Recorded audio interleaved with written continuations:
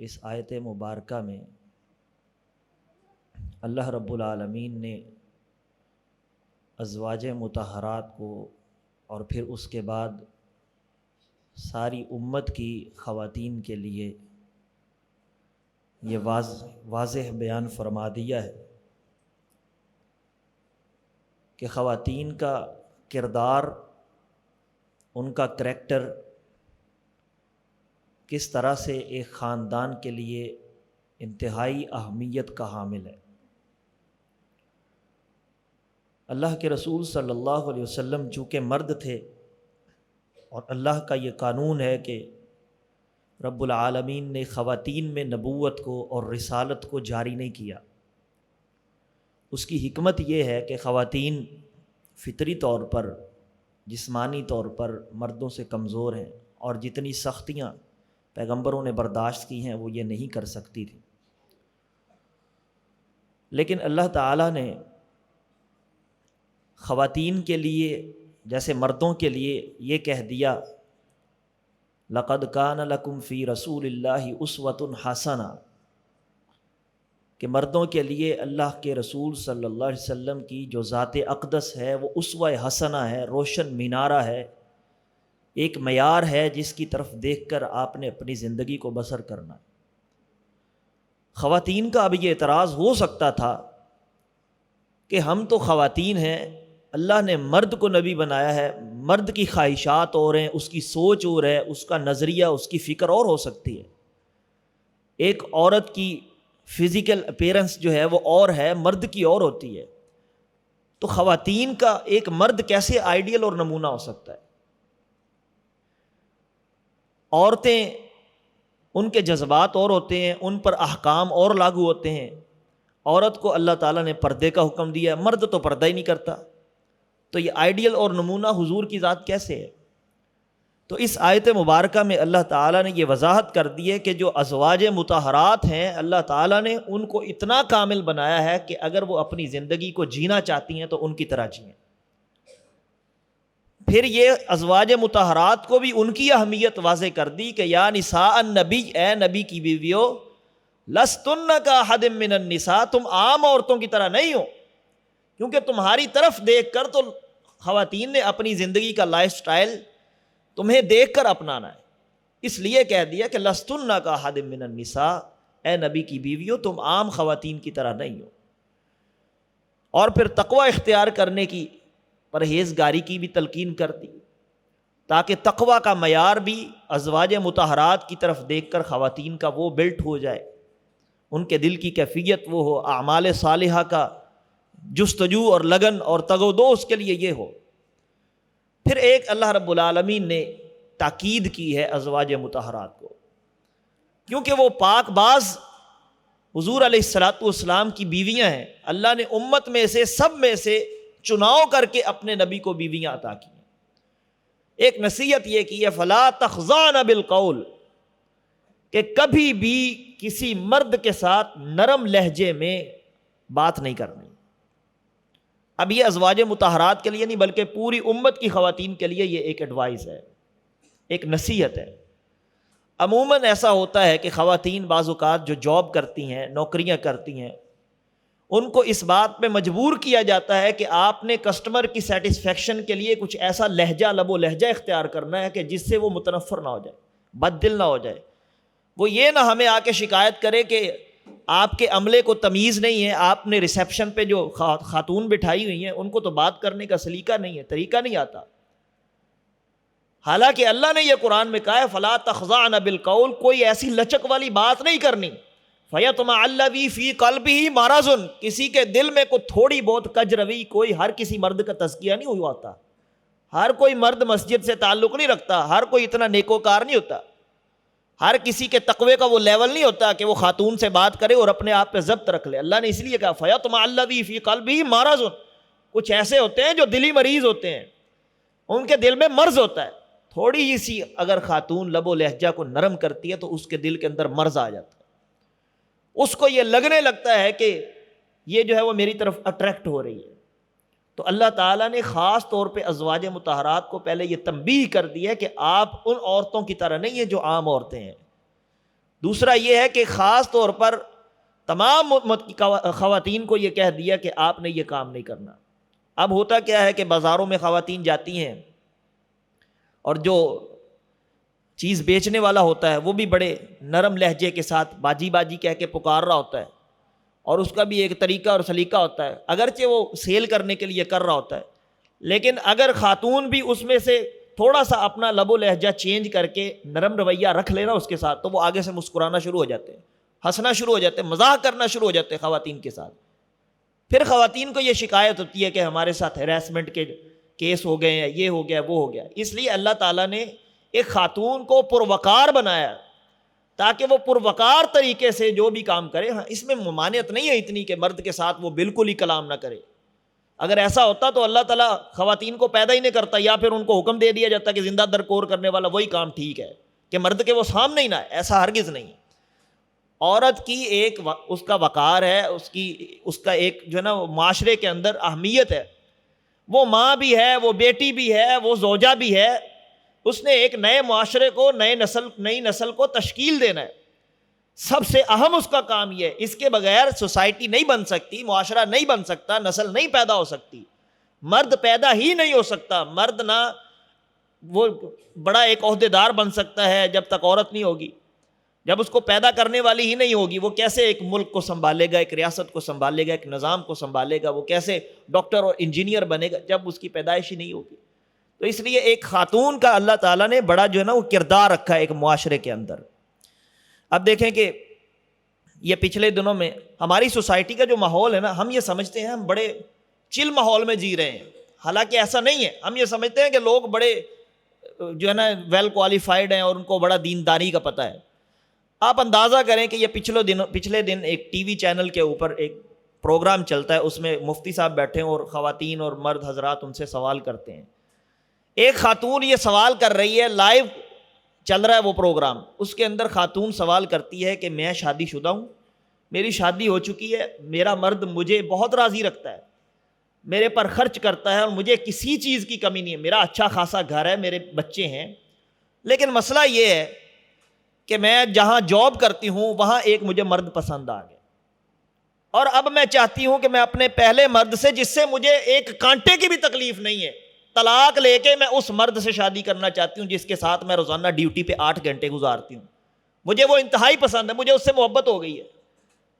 تو اسلام نے اس کے بارے میں کیا قانون رکھا ہے کہ اگر کسی مرد کو عورت پسند آ جاتی ہے تو وہ اس سے نکاح کر لیتا ہے، تو عورت کو اگر مرد پسند آ جائے تو پھر اسلام نے اس کی کوئی اجازت رکھی ہے یا نہیں رکھی؟ اب یہ آپ اندازہ کریں، لوگ سمجھتے ہیں کہ ہم بڑے کو دیندار ماحول میں جی رہے ہیں۔ ایسے سوالات ہماری خواتین کے ذہنوں میں، اگر ہم یہاں مسجد میں بیٹھ کے کوئی ایسا کھل کے بات کر لیتے ہیں، لوگوں کو اعتراض ہونے لگ جاتا ہے کہ آپ سوسائٹی کا گند اٹھا کے ادھر مسجد میں بیان کر۔ او خدا کے بندو، یہ سب کچھ ہو رہا ہے، یہ حقیقت ہے، آپ کی آنکھوں کے سامنے چل رہا ہے سارا کچھ۔ پرانے دور کے وہ نظریات چھوڑ دو، اب لیول بہت ایڈوانس چلا گیا، اب کچھ سوچو، آگے آپ کی نسل خراب ہو جائے گی، آپ کو سوچنا پڑے گا۔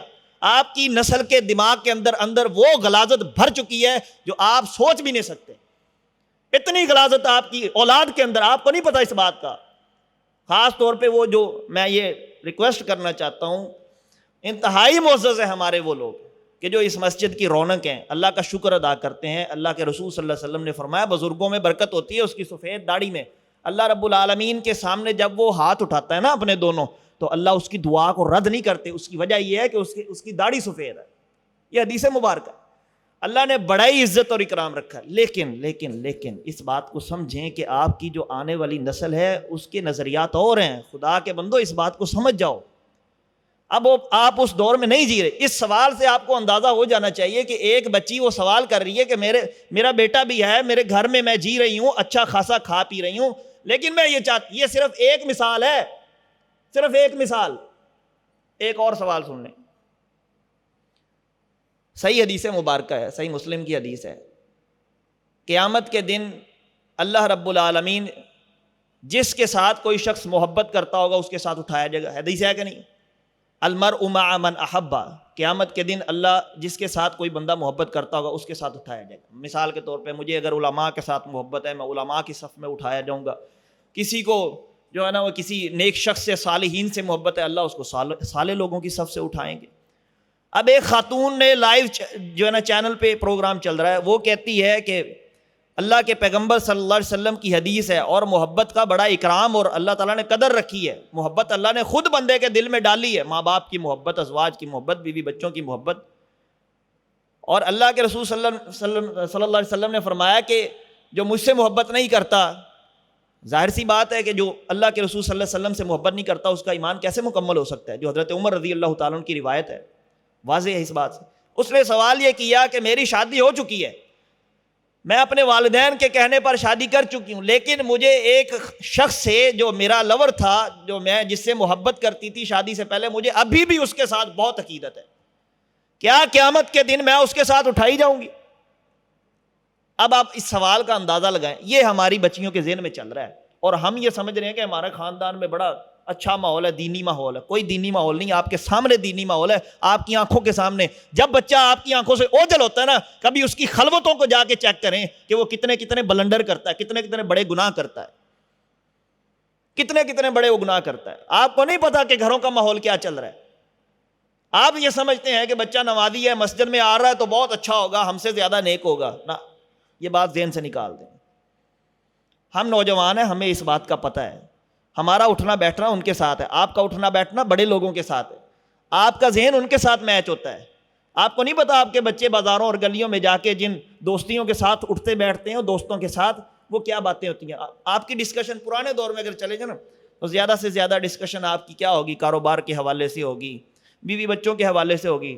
آج کل کے نوجوان کی یہ ہے ہی نہیں سوچ، وہ نیٹ فلکس کی باتیں کرتا ہے، وہ فلموں کی باتیں کرتا ہے، وہ غلاظت والی باتیں کرتا ہے، نجی محفلوں میں لڑکیوں کی باتیں کرتا ہے۔ وہ پوچھتا ہے کہ بھائی تیری کتنی ہے، تیری کتنی ہے، کتنے سال کا افیئر رہا ہے؟ وہ بڑے فخر سے کہہ رہا ہوتا ہے میں نے 3 سال ایک لڑکی کے ساتھ یہ افیئر رکھا ہے۔ آپ اندازہ کر سکتے ہیں یہ آپ کی اولادیں باتیں کرتی ہیں، آپ کو ان باتوں کا نہیں پتا، اس لیے اس بارے میں سوچیں کہ ہو کیا رہا ہے، چل کیا رہا ہے۔ اب ایک خاتون جو یہ کہتی ہے کہ قیامت کے دن میں اپنے اس شخص کے ساتھ اٹھائی جاؤں گی کہ جس سے میں محبت کرتی تھی، اللہ رب العالمین نے جس خاوند کے ساتھ اس کا نکاح کر دیا ہے نا، اس نے رضامندی کے ساتھ اب نکاح کر لیا، یا تو پہلے وہ اٹک جاتی، کہتی ماں باپ کو کہ میں نے نہیں کرنا، کر لو جو کرنا ہے۔ اسلام نے اس کو اجازت دی ہے کہ وہ اگر ہاں نہیں کرے گی، ماں باپ زبردستی نہیں کر سکتے، اس کا نکاح ہی نہیں ہو سکتا، نکاح ہی باطل ہے، فہو باطل۔ آپ نے 3 دفعہ حدیث میں فرمایا۔ ایک عورت آئی تھی صحابیہ، اس نے کہا اللہ کے رسول میرے والد نے زبردستی ایک چرسی کے ساتھ میرا نکاح کرا دیا، وہ شرابی ہے۔ آپ نے فرمایا فنکاح ہوا باطل باطل باطل، نکاح ہی باطل ہے، نکاح نہیں ہوا اس کا۔ یا تو ہٹ جاتی کہ میں نے نہیں کرنا، کروا کے دکھاؤ، شریعت نے پوری اجازت دی ہے، شریعت نے کہا عورت کا حق ہے، وہ ایک بار کہہ دے نہیں کرنا، نکاح نہیں ہو سکتا، جتنا مرضی ٹیل لگا لے کوئی، اس کو پورا حق دیا اسلام نے، اس کی مرضی کے مطابق اس کا نکاح ہوگا۔ اگر ہو گیا ہے، اس کے بعد اب وہ خامند کے ساتھ وفا کرے گی، ہر جگہ پہ ہر موقع پر اس کی یہ ذمہ داری ہے کہ اب وہ اس کے ساتھ وفا کرے، بے وفائی نہیں کر سکتی۔ اس کی اب یہ ذمہ داری ہے کہ وہ اس کے ساتھ زندگی کو نبھائے، اور اگر وہ کوئی تعلق باہر بناتی ہے پچھلے کے ساتھ یا جس کے ساتھ اس کا پہلے تعلق تھا، تو یہ مرد کے ساتھ خیانت ہے، اور خیانت کار عورتوں کے لیے اللہ تعالیٰ نے جہنم کے عذابوں کی وعید سنا رکھی ہے۔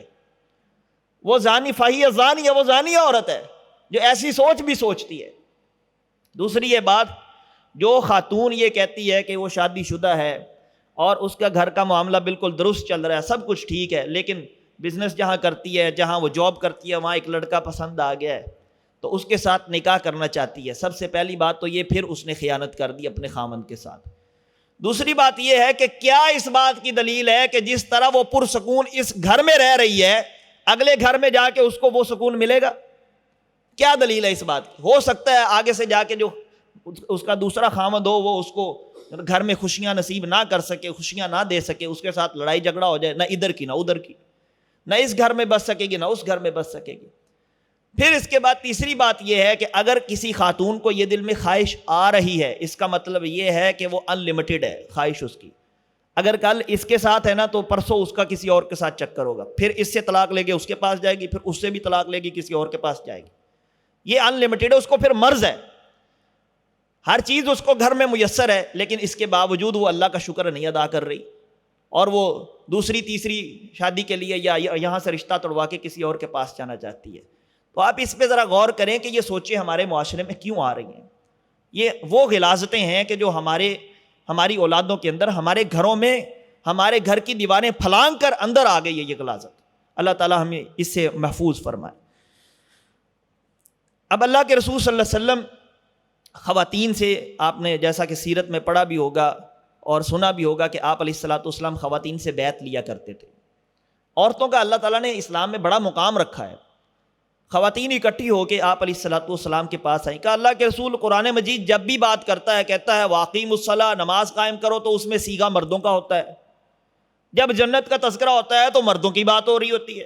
جہاد کا تذکرہ ہوتا ہے تو مردوں کی بات ہو رہی ہوتی ہے. نیک اعمال، صالح اعمال کا تذکرہ ہوتا ہے تو مردوں کی بات ہو رہی ہے. کبھی آج تک قرآن نے ہم سے تو کچھ کہا ہی نہیں، ہم سے کبھی مخاطب ہی نہیں ہوا قرآن. اللہ نے ہمارے لیے کچھ احکامات ہی نہیں نازل فرمائے. اللہ تعالیٰ نے قرآن مجید میں ایک پوری آیت مبارکہ خواتین کے لیے نازل فرما دی، اور بہترین قسم کی اللہ تعالیٰ نے ان کی تعریف کر دی ہے. ان المسلمین والمسلمات، وہ مسلمان مرد اور مسلمان عورتیں، والمؤمنین والمؤمنات، مومن مرد اور مومن عورتیں، والقانتین والقانتات، قیام کرنے والی فرما بردار مرد اور فرما بردار عورتیں، والصادقین والصادقات، سچ بولنے والے مرد اور سچ بولنے والی عورتیں، والصابرین والصابرات، صبر کرنے والے مرد اور صبر کرنے والی عورتیں، والخاشعین والخاشعات، اللہ سے ڈرنے والے، خشوع اختیار کرنے والے مرد اور خشوع اختیار کرنے والی عورتیں، والمتصدقین والمتصدقات، صدقہ کرنے والے مرد، صدقہ کرنے والی عورتیں، والصائمین والصائمات، روزہ رکھنے والے مرد، روزہ رکھنے والی عورتیں، والحافظین فروجہم والحافظات، اپنی شرم گاہوں کی حفاظت کرنے والے مرد، اپنی شرم گاہوں کی حفاظت کرنے والی عورتیں، والذاکرین اللہ کثیرا والذاکرات، اللہ کا ذکر کرنے والے بہت زیادہ مرد اور بہت زیادہ ذکر کرنے والی اللہ کی نیک بندیاں، والذاکرات، جو ذکر کرتی ہیں، اعد اللہ لہم مغفرۃ واجرا عظیما، ان سب کے لیے اللہ نے مغفرت لکھ ڈالی ہے. خواتین اتنی خوش ہوئی کہ پہلی دفعہ اللہ نے ہم سے کلام کر کے ہمارے ٹائٹل دیے ہیں، ذاکرین والذاکرات والصادقین والصادقات، صادقات، خاشعین والخاشعات. خواتین کو خوشی ہوئی اس سے فطری چیز ہے. اللہ تعالیٰ نے ان کی تعریف بیان کی. تو اللہ نے کبھی بھی اپنے دین میں سے خواتین کو خارج نہیں کیا. اور جب بھی آمنو کا یا آمنا کا صیغہ استعمال ہوتا ہے، آمنا کولیکٹیو ناؤن ہے، اس میں مرد اور خواتین سب شامل ہیں. جب اللہ نے نماز کا حکم دیا ہے، ساتھ مرد بھی شامل ہیں، عورتیں بھی شامل ہیں. پھر اللہ تعالیٰ نے اس آیت مبارکہ میں واضح کر دیا ہر ایک چیز کو کہ یہ عورتیں اللہ رب العالمین نے ان کے لیے اجراً عظیمہ تیار کیا ہوا، جو بہت بڑا اجر ہے، اس کی کوئی لمٹ نہیں ہے. تو اللہ رب العالمین نے قرآن مجید میں بار بار ہر جگہ پر، ہر سورہ مبارکہ میں تقریباً خواتین کے جو ہے نا فضائل بیان کیے، اہمیت بیان کی ہے. اس کے بعد اللہ تعالیٰ نے قرآن مجید میں ایک اصول بتایا ہے، یا ایھا الذین آمنوا لا تدخلوا بیوت النبی الا ان یؤذن لکم، اے ایمان والو کہ نہ تم داخل ہوا کرو اپنے نبی کے گھر میں، الا ان یؤذن لکم، مگر جب تمہیں اجازت دی جائے. اور اجازت کس لیے ملتی تھی؟ الی طعام، کھانا کھانے کے لیے. اللہ کے رسول صلی اللہ علیہ وسلم جب بھی کہیں سے کوئی تحفہ تحائف آ جاتے، ملیدہ آ جاتا، ملیدہ ایک خاص ڈش ہے عربوں کے ہاں، وہ حلوے کی طرح ہوتا ہے، آپ وہ تیار کرواتے، یا آپ روٹی بناتے یا سالن بناتے، یا کہیں سے کوئی آ جاتا تو آپ خاص طور پر اصحاب صفہ جو غریب صحابہ تھے ان کو یہ کہا کرتے کہ گھر آ جاؤ، تمہارے لیے کھانا تیار ہے. اب ہوتا کیا تھا؟ الی طعام غیر ناظرین اناء، صحابہ اکرام آتے اور پھر آ کے وہاں کھانا شانا کھانے کے بعد لمبے عرصے تک وہاں بیٹھ کر گفتگو کرنا شروع ہو جاتے، باتیں کرتے آپس میں. اور اللہ کے رسول صلی اللہ علیہ وسلم کی پرسنل لائف تھی، آپ کی ازواج تھی، آپ کے دوسرے کام ہوتے تھے، دیگر کام، وہ رکاوٹ پیدا ہو جاتی. تو اللہ تعالیٰ نے صحابہ کو یہ کہہ دیا کہ میرا جو پیغمبر ہے وہ تم سے حیا اختیار کرتا ہے، اس کو حیا ہوتی ہے کہ تمہیں یہ کہے کہ اب اٹھ کر چلے جاؤ، دعوت مکمل ہو چکی ہے. فَإِذَا طَعِمْتُمْ فَانْتَشِرُوا وَلَا مُسْتَأْنِسِينَ لِحَدِيثٍ، جب تم کھانا کھا چکو تو اٹھ کر چلے جاؤ اور آپس میں گفتگو نہ کرنا شروع ہو جائے کرو، باتیں نہ کرتے رہا کرو لیٹ نائٹ تک، کیونکہ میرا پیغمبر تم سے حیا محسوس کرتا ہے کہ وہ تمہیں کہے کہ اب اٹھ کر چلے جاؤ. واللہ لا یستحیی من الحق، اور اللہ حیا نہیں محسوس کرتا حق بات کہنے سے. حق بات حق ہی ہے. اب ہمارے ہاں کیا ہوتا ہے، کسی کی اگر دعوت کر دی جائے تو یہ ہمارے لیے بھی اصول ہے، ہم جب کسی کے گھر دعوت پہ جاتے ہیں تو وہاں پالیٹکس کی باتیں شروع کر لیتے ہیں، وہاں اپنے کاروبار کی باتیں شروع کر لیتے ہیں، اور دیگر ادھر ادھر کی باتیں شروع کر لیتے ہیں. اگلا بندہ جو دعوت کر کے بیٹھا ہوتا ہے وہ پچھتا رہا ہوتا ہے کہ میں نے ان کی دعوت کیوں کر دی. تو ایسا نہیں کرنا چاہیے، بلکہ قرآن مجید کا یہ حکم ہے کہ جب کھانا کھا لیا جائے اس کے بعد آپ کوشش کریں کہ زیادہ وقت نہ بیٹھے. اور ویسے بھی اگر رات کے وقت دعوت ہو تو حدیث مبارکہ میں آتا ہے آپ نے عشاء کی نماز ادا کرنے کے بعد زیادہ دیر تک گفتگو کرنا ناپسند کیا ہے. آپ نے اس کو پسند نہیں فرمایا. ہاں کوئی تعلیم و تعلم کا معاملہ ہے تو ٹھیک ہے، کوئی آپ کی کلاس ہے، آن لائن کلاس آپ کی چل رہی ہے، ٹھیک ہے کیا جا سکتا ہے. فیملی میٹنگ کرنی ہے، کسی بیٹے کا رشتہ کرنا ہے، بیٹی کا رشتہ کرنا ہے، رات کے وقت آپ نے بلا لیا سب کو، ماں باپ بیٹھے ہیں، مشاورت ہو رہی ہے، ٹھیک ہے کیا جا سکتا ہے. لیکن بلا وجہ فضول باتیں، فضول یاوہ گوئی کرتے رہنا اور رات کے 11-12 بج جانا اور پھر جا کے سونا، یہ آپ علیہ الصلوۃ والسلام نے اس سے منع فرمایا ہے. ایسا نہیں کرنا چاہیے، بلکہ یہ ناپسندیدہ عمل ہے. اور پہلے سونے کی حکمت یہ ہے کہ بندہ نیند پوری کر کے پھر اللہ کے لیے کچھ رات کو وقت نکالے اور کھڑا ہو کے اللہ کے سامنے قیام کرے. جب وہ ٹائم سے سوئے گا تو اس کو رات کو 2-3 بجے خود بخود جاگ آ جائے، وہ اٹھ جائے گا اور وہ نوافل ادا کرے گا، اللہ کے سامنے گڑ گڑائے گا، اپنی حاجات اور تمنائیں پیش کرے گا. تو اس کی بھی یہ حکمت ہے. اس لیے آپ نے فرمایا کہ آپ علیہ الصلوۃ والسلام نے اس بات سے حیا محسوس کی کہ وہ صحابہ کو کہیں، کیونکہ صحابہ کو اگر کہتے تو ان کو بھی برا لگتا. ہر ایک بندے کی سیلف رسپیکٹ ہوتی ہے، تو اس وجہ سے آپ علیہ الصلوۃ والسلام اس بات سے شرمایا کرتے تھے. تو اللہ تعالیٰ نے یہ اصول دے دیا ہے کہ جب بھی دعوت ہو تو بڑے اچھے طریقے سے آپ دعوت کھانے کے بعد اپنے گھر واپس آ جایا کریں. پھر اللہ رب العالمین نے قرآن مجید کی یہ آیت مبارکہ میں ان اللہ و ملائکتہ یصلون علی النبی یا ایھا الذین آمنوا صلوا علیہ وسلموا تسلیما. اب جب یہ آیت مبارکہ نازل ہوئی کہ میرے پیغمبر پر درود بھیجا کرو، تو صحابہ نے پوچھا اللہ کے رسول ہم درود بھیجتے ہیں لیکن ہمیں پتہ نہیں ہے کہ ہم کیسے آپ پر درود بھیجیں. تو اللہ کے رسول صلی اللہ علیہ وسلم نے یہ جو درود ابراہیمی ہم نماز میں پڑھتے ہیں آپ نے یہ سکھایا.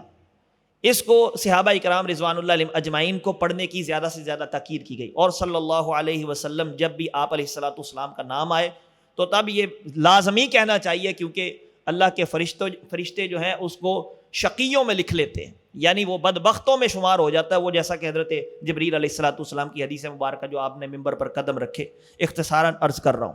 پھر بعض لوگوں نے عموماً یہ درود کچھ اپنی طرف سے بنا لیے ہوتے، جیسے آپ سپاروں کے آخر پہ دیکھتے ہیں تو یہ تاج کمپنی کے کچھ سپارے ہوتے ہیں، ان کے آخر پہ لکھا ہوتا ہے درود تنجینہ، درود لکھی، درود ہزاری، یا اس طرح کے جتنے بھی درود ہیں یہ خود ساختہ ہیں. ان کو نہیں پڑھنا چاہیے کیونکہ یہ صحیح حدیث سے ثابت نہیں ہے. کسی حدیث میں بھی اس کا یہ تذکرہ نہیں ملتا کہ ایک دفعہ اس کو پڑھو تو اس کا 1,00,000 دفعہ پڑھنے کا ثواب ملتا ہے، جس کو درود لکھی کہا جاتا ہے یا درود ہزاری کہا جاتا ہے. اس طرح کے درود نہیں پڑھنے چاہیے، بلکہ جو سنت سے ثابت ہے، جو آپ نے صحابہ اکرام رضوان اللہ علیہم اجمعین کو سکھائے ہیں وہی پڑھنے چاہیے. عموماً ایک چیز آپ دیکھتے ہوں گے قرآن مجید جو چھپتے ہیں، اللہ کا شکر ہے اب تو ویسے ختم ہو گیا، کچھ قرآن مجید کے پرانے چھاپے مساجد میں، گاؤں کی مسجدوں میں خاص طور پر سنبھال کے رکھے ہوتے ہیں، جن کے آخر پہ فعال بنا ہوتا ہے، الف بے لکھ کے اس کے اوپر آگے کچھ چیزیں لکھی ہوتی ہیں کہ اگر آپ نے اپنے دن کا آغاز کرنا ہے تو اس کے اوپر بسم اللہ پڑھ کے انگلی پھیریں، جدھر آپ کی انگلی رک جائے گی ادھر آپ نے آگے پڑھنا ہے، جو بھی آئے گا اس ویسا آپ کا آج کا دن گزرے گا. تو یہ جو فعال نکالنا ہے، آپ علیہ الصلوۃ والسلام کے حدیث مبارکہ آپ نے فرمایا الطیرۃ شرک، الطیرۃ شرک، الطیرۃ شرک، فعال نکالنا شرک ہے، شرک ہے، شرک ہے. آپ نے 3 دفعہ اس کے بارے میں فرمایا. لہذا یہ کام کرنا درست عمل نہیں ہے، اس سے باز رہنا چاہیے انسان کو اور اس سے ہٹنا چاہیے. یہ کوئی اچھی بات نہیں ہے اور یہ جاہلیت کا کام ہے. پھر اس کے بعد اللہ رب العالمین نے خواتین کو، آخری آیت مبارکہ آپ کے سامنے پیش کرتا ہوں، یا ایھا النبی قل لازواجک وبناتک ونساء المؤمنین یدنین علیہن من جلابیبہن. یا اللہ تعالیٰ نے پردے کا حکم جاری فرمایا. آپ کو پتہ ہے پردے کے احکامات، ہم نے باقاعدہ طور پہ جمعہ بھی اس پہ پڑھا رکھا ہے. بات یہ ہے، مختصر عرض کرنا چاہتا ہوں کہ آج کل کی جو خواتین کا عموماً پردہ ہوتا ہے وہ قابل غور ہے. پردے کا اصل مقصد ہے خاتون کی زیب و زینت اور اس کی آرائش کو چھپانا تاکہ مرد اس کی طرف اٹریکٹ نہ ہو. اس کی علت یہ ہے، وجہ یہ ہے پردہ کرنے کی. صحابیات جو پردہ کرتی تھیں وہ ایک ہی بڑی چادر ہوتی تھی جو اپنے آپ کو قدموں تک یعنی گھٹنوں سے نیچے تک وہ لپیٹ لیا کرتی، سر سے لے کے وہ نیچے تک، اس کو خمار کہا جاتا تھا. اگر کوئی ایسی خواتین جو ہیں ہمارے ہاں بھی اگر ایسا کریں تو ٹھیک ہے، عموماً ہمارے ہاں پردے اور کے لیے برقع استعمال کیا جاتا ہے. مسئلہ یہ ہے کہ جو اصل حکمت ہے پردے کی وہ یہ تھا کہ مرد اس کی طرف اٹریکٹ نہ ہو. ہمارے ہاں جو برقع استعمال کیا جاتا ہے اس برقعے کو بھی اوپر سے برقعے کی ضرورت ہے. آپ اس بات کو سمجھیں کہ جو برقع ہمارے ہاں استعمال کیا جاتا ہے وہ کمر سے بالکل یا تو تنگ ہوتا ہے، اس کا ایک فیشن کیا ہوتا ہے، یہاں پہ بیلٹ ہوتا ہے. عموماً آج کل جو فیشنیبل برقعے چلے ہوئے ہیں یہاں جو کمر پہ بیلٹ ہوتا ہے وہ عورت کی ساخت کے بارے میں بتا رہا ہوتا ہے کہ اس کا جسم کیسا ہے. اصل میں یہی تو مقصد تھا کہ اس کا جسم جو ہے وہ واضح نہ ہو, اس کا پتہ نہ چلے کہ اس کا کیا جو ہے نا فزیکل اپیرنس کیا ہے. تو مرد تو پھر بھی اٹریکٹ ہو گیا. دوسری چیز, خواتین کے برقعوں پر جو استعمال کیے جاتے ہیں اس کو کیا کہتے ہیں, وہ چھوٹے چھوٹے ستارے سے لگاتے ہیں, تو اس میں عموماً روشنی کی وجہ سے, سورج پڑنے کی وجہ سے اتنی اٹریکشن ہو جاتی ہے کہ مرد خود بخود اس کی طرف ان کی آنکھیں چلی جاتی ہیں. تو ایسا کرنا بھی یہ درست عمل نہیں ہے, بلکہ ڈھیلا ڈھالا جو ہے وہ لباس ہو جس میں عورت کا پتہ نہ چلے, اس کی جو ہے نا وہ فزیکل اپیرنس نہ پتہ چلے, اس کا پتہ نہ چلے کہ اس کا وجود کیسا ہے. تو اس لیے ہمارے ہاں برقعے کو بھی برقعے کی ضرورت ہے. اس طرح کا برقع استعمال کرنا یہ اصل میں پردے کے مقصد کو ہی فوت کر دیتا ہے. بلکہ آج کل کے جیسے برقعے ہیں وہ عام لباسوں سے زیادہ اٹریکٹ کرتے ہیں, کھینچتے ہیں, نظروں کو کیچ کرتے ہیں. اس لیے اس طرح کا برقع استعمال کرنا یہ قطعاً جائز نہیں ہے, درست نہیں ہے. سمپل لباس ہونا چاہیے اور اس کے اوپر آپ جو ہے برقع استعمال کر رہے ہیں وہ بالکل سادہ اور سمپل ہونا چاہیے. اللہ تعالی ہم سب کو عمل کی توفیق عطا فرمائے, ان تمام فتنوں سے ہمیں محفوظ فرمائے. اللہ تعالی ہم سب کی حاجات کو اور عبادات کو قبول فرمائے. وما توفیقی الا باللہ العلی العظیم.